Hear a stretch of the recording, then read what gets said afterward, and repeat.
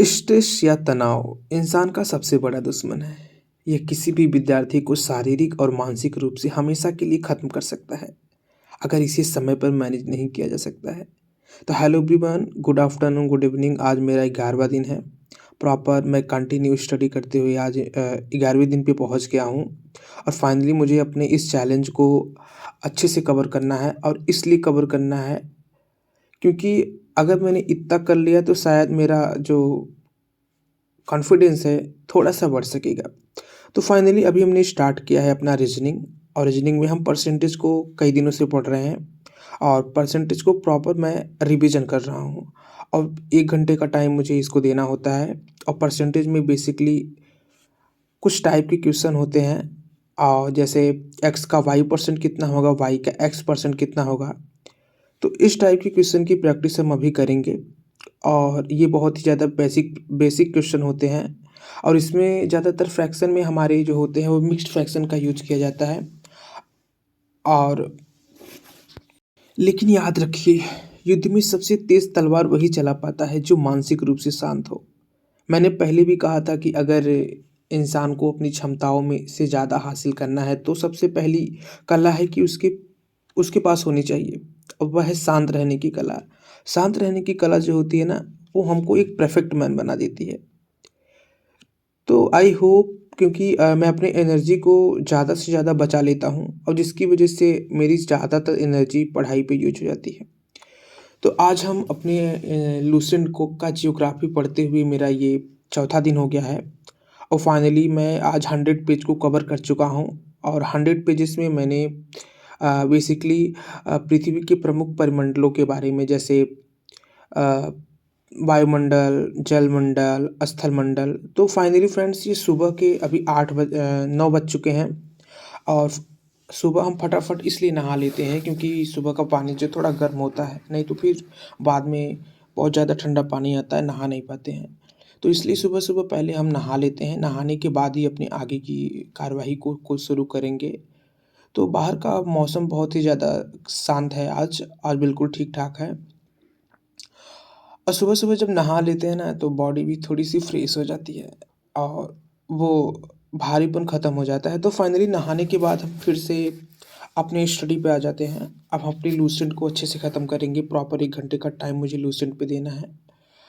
और इसमें बहुत सारी चीज़ें मतलब एक साथ पढ़ने को मिल जाती हैं, लेकिन जब आप एक बार जियोग्राफ़ी मतलब लूसेंट को प्रॉपर अच्छे से ख़त्म कर लेंगे, तो आपको समझ में आएगा कि आखिरकार इतने सारे सब्जेक्ट में हम पढ़ते हैं, उसका जो मेन मेन फैक्ट होता है इसमें दिया रहता है। और उस फैक्ट को अगर हम 1-2 बार पढ़े रहते हैं, तो हम जब सब्जेक्ट को पढ़ते हैं अपने, तो हम रिलेट कर पाते हैं कि कौन-सी चीज़ें कहाँ से हैं। तो बेसिकली जी, अगर लूसेंट की बात मेरे हिसाब से की जाए तो वो सारे सब्जेक्टों का एक सार है। अगर आप उसको 1-2 बार अच्छे से पढ़ लेते हैं, तो जब आप सब्जेक्ट को पढ़ेंगे ना, तो वहाँ पे कुछ न कुछ पॉइंट आपको ज़रूर लूसेंट से मिलता रहेगा। इससे आप उस चीज़ से रिलेट कर पाएँगे कि ये हमारा कौन से सब्जेक्ट से संबंधित है, या भूगोल से है, या जियोग्राफ़ी से है, या पॉलिटिकल से है, केमिस्ट्री से है, फिज़िक्स से है। क्योंकि इसमें सारे हर टॉपिक्स वाइज़ दिए रहते हैं, और वो अप्रॉक्स 11 तक के लेवल का हो नहीं तो 12वीं तक के लेवल का सारी चीज़ें इसमें होती हैं। पता है, सपना हर कोई देखता है, लेकिन उसे पूरे करने का दम हर कोई नहीं लगा पाता है। इसका सबसे बड़ा कारण यह है कि स्ट्रेस यानी तनाव। कभी-कभी बड़े सपने पालने वाले लोग अब तनाव को ख़त्म करने के लिए सिगरेट, शराब के शौक को पालकर ख़त्म हो मतलब खुद ही ख़त्म हो जाते हैं। वो क्या ख़त्म करेंगे अपने एडिक्शन को? तो याद रखिए, बड़े-बड़े सपने पालने और पूरे करने की सबसे पहली शर्त है कि आपका दिमाग जो हो ना, वो शांत होना चाहिए, जो बिना तनाव या प्रबंधन के पूरा नहीं हो सकता है। अगर आप तनाव प्रबंध का सही इस्तेमाल करते हैं, तो ही आप समय का अपने सही से यूटिलाइज़ कर पाएँगे, और अपने दिमाग को बिल्कुल शांत कर पाएँगे। लेकिन सबसे खतरनाक योद्धा आप तब बन पाएँगे जब आप अपने अपने स्टेज को अच्छे से मैनेज कर पाएँगे। तो फाइनली फ्रेंड्स, सुबह हर्ष खाना बनाता है, शाम को मेरा टाइम रहता है, और हमको थोड़ा-सा घूमना भी है क्योंकि साइबर पे कुछ काम के लिए जाना होता है, तो फटाफट हम थोड़ा साइबर पे चलते हैं। और अभी ये जो हमारा टाइम है, वो हो चुका है होम ट्यूशन का। अब हमें होम ट्यूशन के लिए जाना है, कितने अमीर, कितने रईस आस-पास के लोग रहते हैं यार, अगर एक मकान का पैसा हमें मिल जाए तो भी हमारी ज़िंदगी सेटल हो जाएगी। बट हम लोग के पास उतना भी नहीं होता है। तो ठंडी अभी भी है, इसलिए हम अपनी कैप को थोड़ा पहन लेते हैं क्योंकि गलन बहुत ही ज़्यादा है। और तो कैप को पहनने के बाद हम प्रॉपर निकल जाते हैं क्योंकि आज भी पब्लिक की भीड़ बहुत ही ज़्यादा कम है और ट्रैफ़िक ये तभी लगता है, क्रॉसिंग पे जाम तब लग जाता है जब हम अपने समय से पहले मतलब लेट पहुँचते हैं तो वहाँ पे क्रॉसिंग बंद हो जाता है। तो फ्रेंड्स पहुँच जाते हैं हम अपने होम ट्यूशन पे जहाँ हम होम ट्यूशन पढ़ाते हैं। और ये कहीं न कहीं हम चलते-फिरते अपने आप को रिलेट करते रहते हैं कि ये ह्यूमन सेटलमेंट का एक पार्ट है, जो ह्यूमन जियोग्राफी में आता है कि मानव नेचर के साथ क एक्टिविटीज़ करके अपने लाभ के लिए अपना सांस्कृतिक वातावरण का निर्माण करता है। तो चलते-फिरते हम इस चीज़ को भी रिलेट करते रहते हैं और फाइनली पहुँच जाते हैं हम आयुषी के घर उसे पढ़ाने के लिए। तो आयुषी पढ़ने में बहुत ही ज़्यादा समझदार है, मैंने हर वीडियो में आपको बताया। रिफ्रेशमेंट की तो बात मत कीजिए, मज़ा आ जाता है रिफ्रेशमेंट मिलने के बाद। और बेसिकली हम आज उसको पढ़ा रहे हैं ये हेल्पिंग वर्ब का सही से यूज़ करना। और वॉव! आइटम की तो यार बात ही मत करो। तो फाइनली 1 घंटे मेरे पूरे हो चुके हैं, अब हम निकल जाते हैं अपने रूम की तरफ क्योंकि मुझे अगले नेक्स्ट बच्चे को पढ़ाना है। तो यहाँ से चलते हैं और ज़िंदगी उससे कहीं बड़ी परीक्षा है। न जाने कितनी परीक्षाएँ आपको लाइफ़ में देनी होगी, इसलिए आप लाइफ़ को, अपने टाइम को सबसे ज़्यादा मैनेज करना होता है।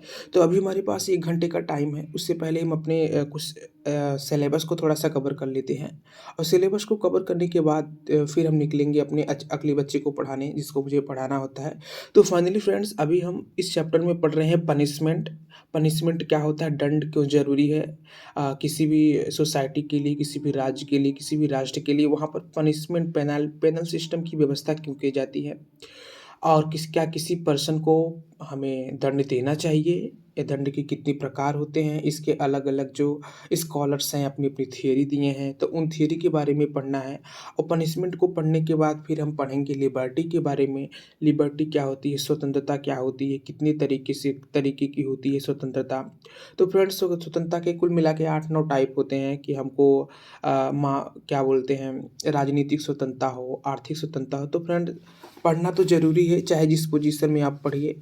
और लाइट को ऑन कर दिए हैं, शाम का समय हो गया है, तो हम निकल जाते हैं। कभी-कभी हम छोटी-छोटी गलती भी कर देते हैं कि दरवाज़ा को बंद करके चले जाते हैं। तो हर्ष मुझे बीच में कॉल किया कि दरवाज़ा ओपन करके जाओ। तो ये छोटी-सी मिस्टेक है, मेरे अंदर कभी-कभी हो ही जाती है। तो हम निकल जाते हैं अपने अगले बच्चे को पढ़ाने। और अगला बच्चा भी मेरे रूम से कुछ दूरी पे है उसका घर, तो वहाँ पहुँच जाते हैं। तो फाइनली डोर को नॉक करना पड़ता है क्योंकि ये शहर है भाई, वहाँ पे डोर हमेशा पहले से ही बंद रहता है। तो ये रहा संकल्प, अब हम संकल्प को पढ़ाएँगे। और पढ़ाने का मेरा टाइम सेम है, 1 घंटे का प्रॉपर टाइम हर बच्चे को देते हैं। और आज हम इसे ऐसे राइटिंग की प्रैक्टिस करवा रहे हैं। अब फाइनली पढ़ाने के बाद फिर से हम आ जाते हैं अपने स्टडी ज़ोन पे। अब अपने सिलेबस को हमें जो हम लिबर्टी के बारे में पढ़ रहे थे, उसके सभी लिबर्टी के प्रकार क्या होते हैं। तो मैंने आपको बताया था कि political liberty, economical liberty, moral मतलब 8-9 प्रकार हैं। तो इंसान के पास हर चीज़ की स्वतंत्रता है, अगर वो अपनी स्वतंत्रता को सही से यूज़ करता है, तो फाइनली वो अपने व्यक्तित्व को विकास कर सकता है। और इसमें मैंने ये भी पढ़ा कि एक इंसान के लिए स्वतंत्रता क्यों ज़रूरी है। स्वतंत्रता इसलिए ज़रूरी होती है ताकि वो अपना व्यक्तित्व का निखार मतलब विकास कर पाए। अब हम अगली स्लॉट में पढ़ रहे हैं अपना वाटर मिरर एंड मतलब रीज़निंग का टॉपिक है, लीगल एप्टीट्यूड का।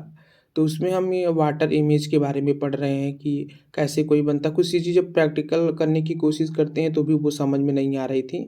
तो मैंने 1 घंटे प्रॉपर इसको टाइम दे दिया है। अब मेरा टाइम आ जाता है अपने रसोइयाँ पे, जो कि मेरी स्लॉट का आखिरी टर्म होता है। और इसमें मैं अपने जियोग्राफ़ी सेक्शन को कवर करते हुए 1 घंटे में पूरे क्लास 11th की एनसीईआरटी जियोग्राफ़ी इसको मैं देख रहा हूँ। और देखने के साथ-साथ मैं इसको अच्छे से कवर करूँगा क्योंकि ये बढ़िया टाइम होता है और हर सभी सो रहा है, तो 1 घंटे का प्रॉपर टाइम लगता है मुझे खाना बनाने में।